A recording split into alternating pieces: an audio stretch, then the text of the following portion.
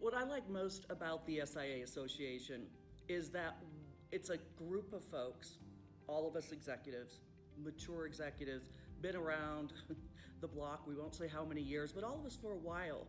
The industry we're in, people are best suited that have had a long storied career with many, many levels and years of technology, ages of technology.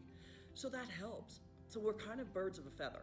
I like most of the SIA association, the network, the breaks, talking to the people during the breaks, getting partnership in place, discussing the capabilities on both sides and how we can support another, because in this meeting, in this group, we are not competitors, we try to be team players.